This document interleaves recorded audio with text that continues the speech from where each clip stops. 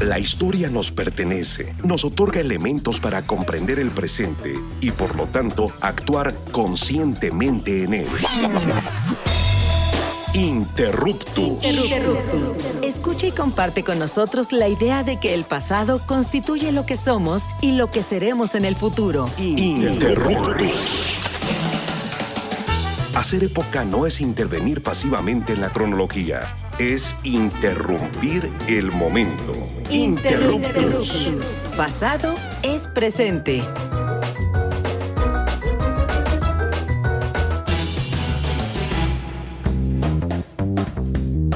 Hola, ¿qué tal? Muy buenos días, tardes, noches, dependiendo desde el lugar que nos escuchen el día de hoy. Les damos la más cordial bienvenida a Interruptus, Pasado es Presente, su programa favorito de divulgación y reflexión sobre la historia. Yo soy Augusto Mote y hoy vamos a tener un programa más que nos invita a reflexionar sobre el presente, pero siempre con una perspectiva de carácter histórico. Y antes de iniciar y dar entrada a nuestro tema, que va a estar muy bueno, quiero saludar a Misael Chaboya, que ya está aquí con nosotros en el Instituto Mexicano de la Radio. ¿Cómo estás, Misael? Hola, ¿qué tal? Pues todo muy bien, Augusto, aquí en el estudio C. Y yo feliz porque además ahorita que mandabas los saludos, pues la gente que nos está escuchando en este momento, pues nos escucha en el 1350 de AM en Radio Ciudadana. Así que vamos a conversar hoy sobre un tema bien loco. Sí, un tema pues, que está muy ad hoc, ¿no? Sobre todo por el día que conmemoramos hoy, que es el Día de la Bandera. Y así que pues, saludos a la bandera. Saludos a la bandera, ¿no? Donde quiera que se encuentre. Exacto. No nos vaya a caer gobernación, ¿no? Por el lábaro patrio. Y pues sí, justamente pues vamos a tener una conversación muy interesante sobre una fecha cívica, pues que prácticamente todas y todos como mexicanos hemos conmemorado, ¿no? Desde la más tierna infancia. ¿Quién nos acuerda, pues, de estar un lunes a las 8 de la mañana, ¿no? En el patio de la primaria, el kinder, la secundaria, pues estar haciendo honores a la bandera, justamente. Y pues básicamente lo que vamos a hacer hoy es reflexionar un poco sobre el origen y cuáles son las connotaciones políticas, sociales e incluso culturales de este día, pues que es tan importante, ¿no? Sobre todo en el calendario cívico de México. Y sobre todo también vamos a hablar un poco, ¿no? De no solamente de la bandera, sino también de los otros denominados símbolos patrios, aspectos pues como sabrán se encuentran impregnados, ¿no? Dentro del imaginario social mexicano y que pues si no lo tienen, pues, poco a poco va a ir saliendo, ¿no? Todo lo que está reprimido siempre vuelve, ¿no? Decía el buen Sigmund Freud. Y bueno, pues para abrir un poco, ¿no? la conversación, pues me gustaría, ¿no? Pues grosso modo explicar, ¿no? Cuáles son estos símbolos patrios. Bien, hablamos de la bandera, ¿no? La bandera, el clásico verde, blanco, rojo, con el águila al centro. Y pues retomando un poco esto, el escudo, ¿no? El águila parada en nopal devorando una serpiente, ¿no? Uh-huh. Y finalmente, ¿no? El himno nacional. Estos tres símbolos, pues digamos, serán o son considerados como los tres símbolos patrios más importantes y los cuales fueron promulgados en la denominada Ley Nacional. Y pues digamos, durante este programa, Misael y yo les vamos a ir como explicando, ¿no? Un poco sobre qué consiste todo esto, ¿no? Para que también estén muy presentes y pues si ahí en redes sociales también nos pueden ir preguntando, ¿no? O pueden ir comentando cualquier duda que tengan y ya brevemente se las iremos respondiendo también. Sí, claro, pues es que sobre todo esto que comentabas hace un momento respecto a estas partes de la infancia en las que pues finalmente vamos aprendiendo elementos del nacionalismo mexicano y ustedes saben, querida audiencia, que nuestro país tiene un fuerte sentido nacionalista, ¿no? A nivel institucional, a nivel legal obviamente y también pues a nivel social y cultural se ha alimentado desde hace muchas décadas pues el sentimiento de pertenencia frente a estos símbolos que son tan potentes, sí. Pero que además, ya lo platicaremos un poquito más adelante, además son reconocidos a nivel mundial, ¿no? Nuestra bandera y nuestro escudo nacional han ganado premios de la bandera más bonita a nivel mundial, por ejemplo, en 2008, lo cual pues hace que pues valorarla y que sepamos que tiene un reconocimiento internacional, pero pues obviamente esta bandera, nuestro escudo, el himno nacional, pues tienen todo un trasfondo histórico, no aparecieron de la noche a la mañana y la verdad es que a meternos un poco a explicar esta parte histórica de estos símbolos patrios nos ayuda a entender también pues el desarrollo de nuestro país, ¿no? El desarrollo de México como un estado libre, soberano, independiente, en que a lo largo de sus varias etapas históricas pues ha ido creando justamente los símbolos que le dan sentido en un, digamos, sentido patrio, para llamarlo de alguna manera, ¿no? Y bueno, pues esta, como ya lo comentabas, esta ley del escudo, la bandera y el himno nacional es la que hoy en día nos da cuenta de lo que formalmente debe entenderse como los símbolos patrios. Pero bueno, hay muchos lugares, desde la red hasta museos, en donde podemos ir viendo la evolución de estos símbolos, ¿no? Yo les recomiendo mucho, querida audiencia, si no lo conocen o si fueron alguna vez de niñas y niños y no han vuelto en los últimos 40 años, vayan al Museo del Caracol, que está justamente subiendo al castillo de Chapultepec.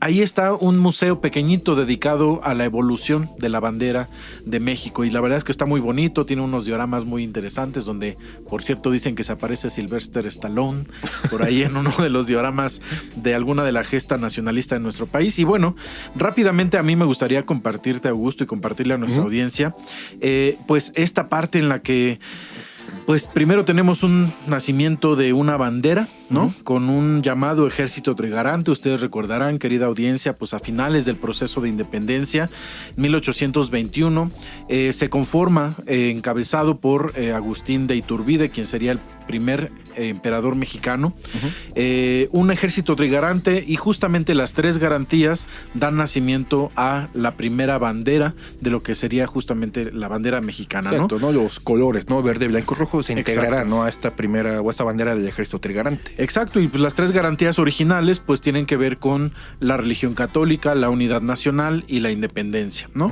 Hoy ya no lo conmemoramos de esa manera, los colores tienen afortunadamente otro significado a lo largo de, pues obviamente estos 200 años que han pasado. Y también algo que sí es muy importante, además muy bonito verlo estéticamente, es la evolución del escudo, ¿no? Porque una vez, bueno, que finalmente México logra su independencia, primero como un imperio y después como una república, pues va a tener estos colores que se van a enderezar, digamos, primero en diagonal con esta bandera del ejército trigarante, ahora completamente en vertical, las tres franjas de color.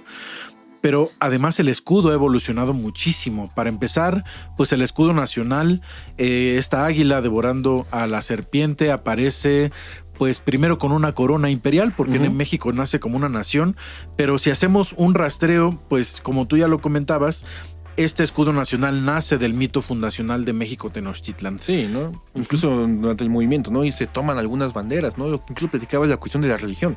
Recordemos, ¿no? El estandarte de Hidalgo, que también fue tomado, ¿no? Incluso como no oficial, ¿no? En algún momento. Exacto. Pero ya después de los años 20 del siglo XIX, pues ya digamos que de alguna manera, ¿no? Se institucionaliza pues la cuestión del águila, ¿no? Y los tres colores, el verde, blanco y rojo, que todos conocemos. Sí, bueno, pues el escudo nacional, fíjense que aparece, no como escudo nacional obviamente, pero ya aparecen símbolos muy parecidos a lo que hoy tenemos como el símbolo nacional desde la época prehispánica, en particular justamente en la ciudad de Tenochtitlan, que es como el centro simbólico y lo que da sentido como mito fundacional a toda la historia de nuestro país, con esta tierra prometida, ¿no? En la que Huitzilopochtli le dice a su pueblo, un pueblo migrante que viene desde Aztlán y que va paseando ahí por varios años durante varias zonas de lo que en ese momento pues eran, digamos, distintas zonas de territorios de pueblos nómadas, pues llegan a un lugar donde encuentran a la serpiente devorando, el águila devorando una serpiente encima de un nopal, y este nopal que además crece sobre una roca que es el corazón de Copil, y este corazón está aflorando del agua en el centro del lago o de esta parte del lago de Tenochtitlan. Es bastante simbólico el asunto. Muy simbólico, y bueno, obviamente lo que vemos hoy en la bandera pues tiene ese sentido simbólico fuerte, ¿no? De la fundación de México Tenochtitlan, que salta y se magnifica a un sentido completamente nacional. Y fíjate, ya nada más para mencionar brevísimamente al tercer símbolo patrio, que es el himno nacional, compuesto pues a mediados justamente del siglo XIX. También se explica muy claramente en el contexto pues de las guerras de invasión, ¿no? Tanto estadounidense como la que vendría después, la francesa. Primero hubo otra invasión francesa. En este periodo tan complicado y tan complejo de la conformación del primer estado mexicano, de la primera república mexicana, pues es un himno que se compone en 1853, ¿no? Se sabe, creo que todo el mundo, es como una leyenda popular o una historia muy popular de que González Bocanegra Francisco González Bocanegra compone la canción porque su novia lo encierra y le dice no vas a salir hasta que hagas esta canción. Se sabe que tenía patria, ¿no? Y compone el himno nacional mexicano. Y bueno, se sabe que tenía 10 estrofas, después finalmente se limitan a 4. Posteriormente, un año después, gana el concurso del himno nacional de la letra y un año después Jaime Nuno, un músico catalán, exactamente, compone la letra también a través de un concurso. La música, más bien. La música, y es a partir de 1854 cuando se estrena el himno nacional como tal. En aquel Teatro Santana, ¿no? De la Ciudad de México. Exacto, ¿no? Que hoy ya no existe, después se llamó el Teatro Nacional. Es hasta 1943 cuando se oficializa el uso del himno nacional, y ya a partir de 1984, con esta ley que ya hemos mencionado, es cuando se establece claramente que no se puede modificar, pero que además solo tiene 4 estrofas de las 10 que originalmente llegó a tener. Sí, y como mencionas, pues también contextualizando, ¿no? Un poco en la situación local y global, pues estamos en una época, pues digamos, bien interesante, sobre todo pues, de un siglo XIX marcado por la conformación de los grandes estados-nación. O sea, la elaboración o la creación de estos símbolos, pues digamos, no es fortuito, sino que pues vemos una gran, un sentimiento, pues de que a través de estos elementos se le puede dar identidad, ¿no? A lo que o lo que se entiende como México en esa época, ¿no? Regresar al pasado prehispánico con esos elementos del águila devorando a la serpiente sobre el nopal y sobre todo, ¿no? Pues una letra que prácticamente evoca al heroicismo, ¿no? De, ahora sí, básicamente, maciosar el extraño enemigo, ¿no? Claro, la defensa de la soberanía nacional. De la soberanía, la defensa del territorio y sobre todo la defensa, ¿no? De México como un país, ¿no? Doliente y naciente en este momento. Y sí, si ustedes analizan, querida audiencia, la letra de nuestro himno nacional también es una letra muy bélica, ¿no? Sí. Que habla justamente del contexto de la época en la que se piensa que la defensa de la patria tiene que ser a través de las armas, porque así ha sido la experiencia de México, pues por allá a mediados del siglo XIX. Entonces es esta carga simbólica que yo creo y quizás sigue todavía teniendo y quizás se activa ahora con lo que está pasando en la relación de México-Estados Unidos con el regreso de Trump a la presidencia de aquel país. Se activa este sentimiento de identidad nacionalista a partir de los símbolos patrios. Bueno, pues está bien interesante esta plática, la vamos a ir retomando, ¿no? En el segundo bloque de nuestro programa. Y por ahora, pues vámonos a un breve corte. Como escuchan, estamos conversando sobre los símbolos patrios en México. Y sobre todo, recuerden seguirnos en nuestras redes sociales, Facebook e Instagram y X, antes Twitter. Y también pueden escuchar nuestros programas en www.imer.mx/programas y en YouTube. Volvemos en unos minutitos, no se vayan.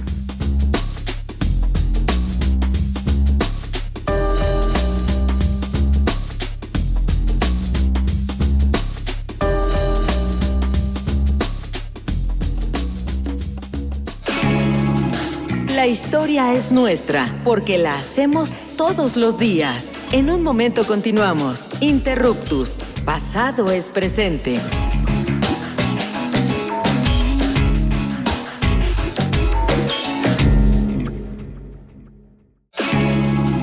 No somos los mejores del mundo, pero sí los mejores del rumbo. Continuamos en Interruptus, conocimiento histórico para que no te tuerza la policía intelectual.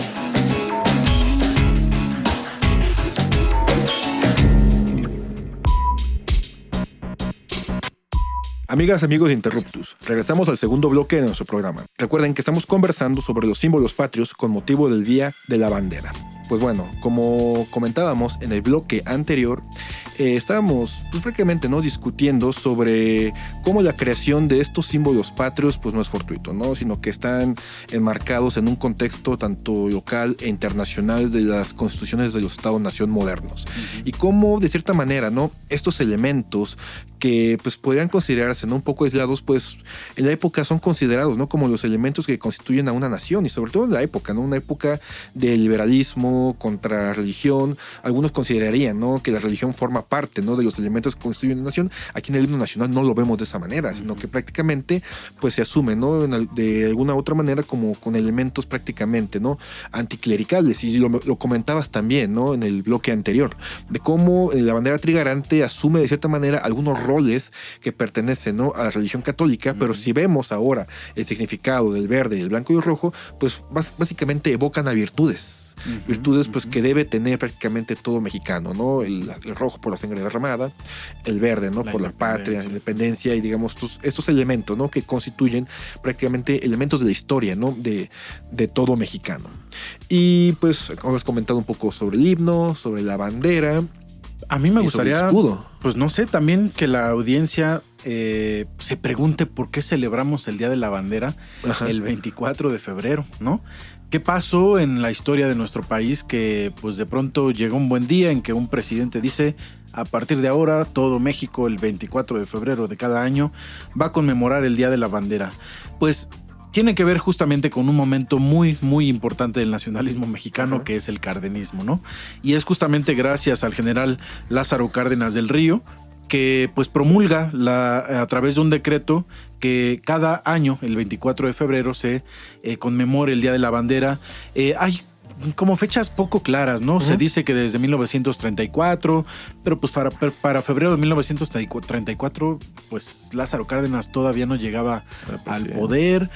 Por ahí vi otro dato, según el Instituto Nacional para el Federalismo y el Desarrollo Municipal, se dice que es a partir de 1937, pero es el decreto que oficializa ya de manera plena hasta 1940, es decir, ya casi saliendo el presidente Cárdenas de su gobierno, es cuando establece pues que justamente el 24 de febrero se debe festejar este día o se debe conmemorar, gracias o rememorando a su vez que pues es el 21, en 1821 cuando se proclama el Plan de Iguala, que es el plan que establece ya que México debe ser una nación independiente y que funda el Ejército Trigarante, de donde emana la primera bandera de lo que después haría llamado México, ¿no? Claro, y sobre todo lo que mencionas, ¿no? Qué periodo tan complejo, ¿no? Que es los finales de la década de 1930 e inicios de los 40, ¿no? Una época de nacionalismo. Una época de nacionalismo frente, pues prácticamente a la agresión de las potencias imperialistas, ¿no? Fascistas,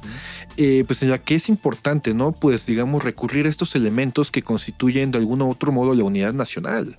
Y sobre todo en un momento, pues en los que prácticamente está cambiando todo el ajedrez político internacional. Primero, ¿no? Pues con prácticamente la cerrazón del mercado estadounidense, pues digamos, como está pasando hoy en día. Recordarán, ¿no? Al presidente Trump que suena muy actual, ¿no? Todo este proceso histórico, claro. Y que implica, ¿no? Justamente una cuestión de unidad nacional. Y sobre todo, pues también, ¿no? Posicionándose frente a las potencias imperialistas europeas. En este intento de agresión, ¿no? E invasión. Es importante, pues, regresar a estos orígenes de la Constitución de la Nación Mexicana a través de estos denominados símbolos patrios.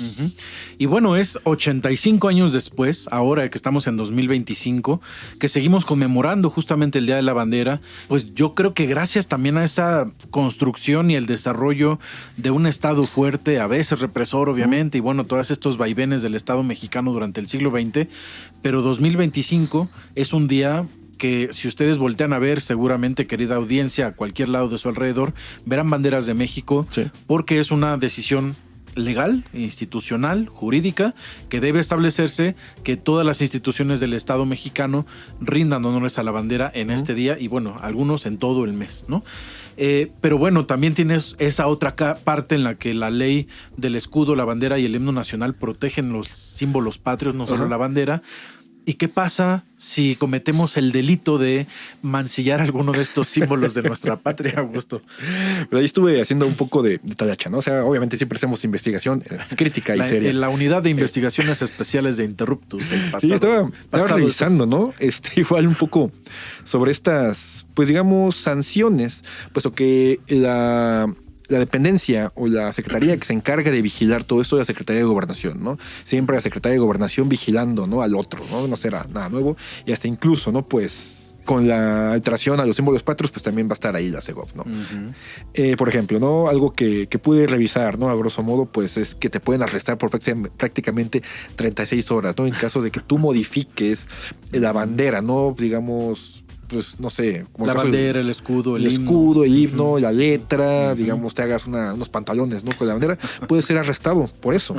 Una multa adicional, ¿no? Prevista a la fracción anterior de hasta 10,000 veces el valor, ¿no? De salario mínimo por cada día que prestas la infracción. O sea, 10,000 veces. Pues aquí el Estado mexicano, ¿no? Se está tomando muy en serio la cuestión de los símbolos patrios.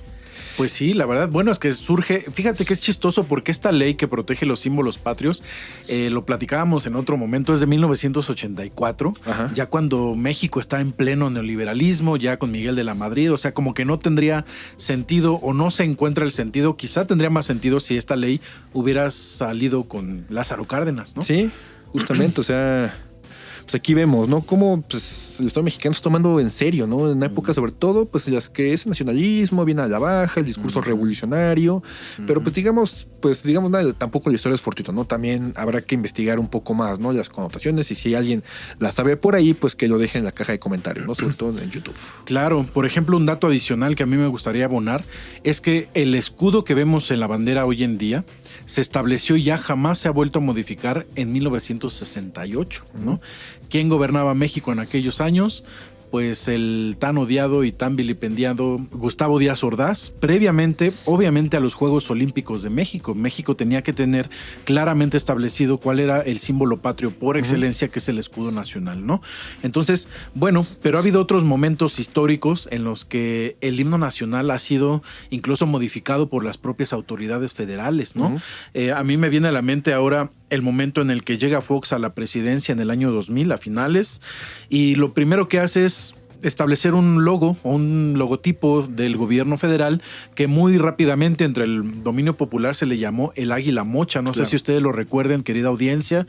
Era el escudo nacional partido a la mitad por una como un listón tricolor en el que, bueno, pues hubo gente que incluso denunció en aquel momento al presidente, pero pues obviamente no iba a suceder nada, ¿no? Quizá otros momentos también que yo recuerdo, y no sé si tú recuerdes algún otro. O sea, a mí se me viene a la mente uno, ¿no? Cuando el Coque Muñiz se le olvida el himno nacional. O sea, que prácticamente fue vilipendiado, ¿no? Y hinchado públicamente. Bueno, pues mediáticamente. Sí, por ejemplo. Y ha habido casos recientes, ¿no? No sé, en espectáculos, o sea, que se considera una completa, ¿no? Agresión, digo, sí, violación pues sí, a esta ley, ¿no? Que agrede nuestro corazoncito nacional. Mexicano, claro.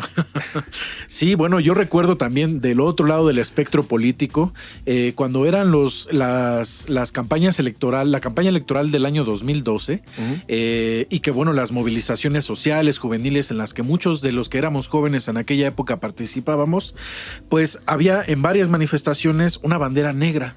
No sé si ustedes la recuerden, querida audiencia. Era una bandera en la que en lugar de verde, blanco y rojo tenía negro, blanco, negro, el escudo nacional también con negro. Y eran banderas que ondeaban por todos lados como parte de una muestra de un descontento social frente primero al candidato Enrique Peña Nieto y después durante su gobierno, que fue un gobierno que trajo manifestaciones por todos lados, ¿no? Sí, sobre todo por el incremento de la violencia en México. Claro. De ese sexenio.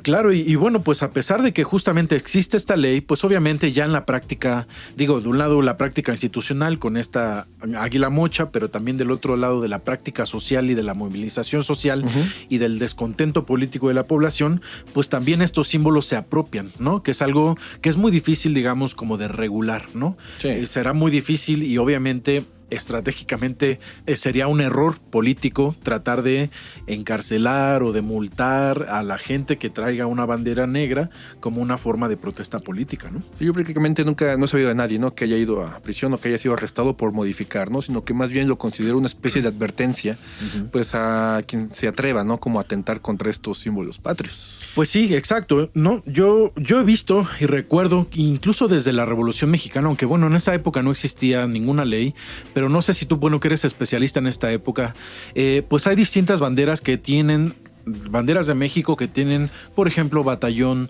del Ejército Constitucionalista, que tienen algunas siglas, que tienen leyendas, ¿no? Y que son como añadiduras que se hacen, digamos, como de fondo la bandera nacional con elementos que hablarían de algún grupo en particular, ¿no? Por ejemplo, yo recuerdo la anécdota, ¿no? De la Soberana Convención, ¿no? Cuando todos los revolucionarios que participaron en el evento, pues firmaban la bandera, ¿no? Como símbolo de adhesión al movimiento revolucionario. Sin embargo, es un aquí acto político muy fuerte. Soto y Gama, por ejemplo, ¿no? Conocido anarquista, miembro del Ejército Libertador del Sur o del zapatismo, y desconoce esos acuerdos e intenta incluso romper la bandera bajo la cual todos los jefes revolucionarios se le habían firmado, ¿no? Fue un momento en el que prácticamente todos en el teatro sacaron las pistolas y prácticamente, ¿no? Ahí nos quiebran al famosísimo y queridísimo Soto y Gama. Sí, bueno, son los vaivenes también de estos símbolos que obviamente como símbolos vivos pues provocan pasiones, sí, ¿no? Sobre todo en un contexto, ¿no? De muchísima efervescencia social como la revolución y otros. Exactamente. Y bueno, pues querida audiencia, esperamos que esta emisión les haya sido útil, de su agrado, que hayan podido reflexionar también sobre el sentido pues de la conservación, de la defensa, de la exposición pública también de los lábaros patrios, de la bandera, del escudo, del himno nacional. Recuerden, está esta ley que lo protege. Y bueno, finalmente también la población en su sentido nacionalista, por supuesto que también va a defender la bandera como emblema nacional de la soberanía de México frente a ese maciosare. Sí, sobre todo Extraño. ahora, ¿no? Recuerden nuestras palabras y vean, ¿no? Cómo va a ir modificándose un poco el contexto político, sobre todo de los símbolos patrios, de ahora en adelante, ¿no? Que está muy, muy, muy en boga. Vamos a ver qué pasa en estos años, así que pues les agradecemos que hayan seguido esta emisión. Les recordamos que pues pueden seguir todos nuestros programas en imer.mx/programas, también en nuestro canal de YouTube. Recuerden que estamos todos los lunes a las 4 de la tarde en el 1350 de AM en Radio Ciudadana. Queremos agradecer mucho al Instituto Mexicano de la Radio, como siempre, por este espacio, en particular a Sergio Vargas, quien estuvo en los controles técnicos, y a nuestro productor estrella, Hernán Nájera. Gracias también por este programa. Nos escuchamos el próximo lunes. Que estén muy bien. Hasta pronto. Nos vemos, Augusto. Hasta luego, Misael. Hasta luego a todos. Cuídense mucho. Adiós. Interruptus. Los esperamos la próxima semana para seguir indagando en la diversidad cultural y social de México, desde la mirada histórica. Interruptus. Porque comprender nuestro pasado es primordial para entender nuestro presente. Interruptus. Pasado es presente.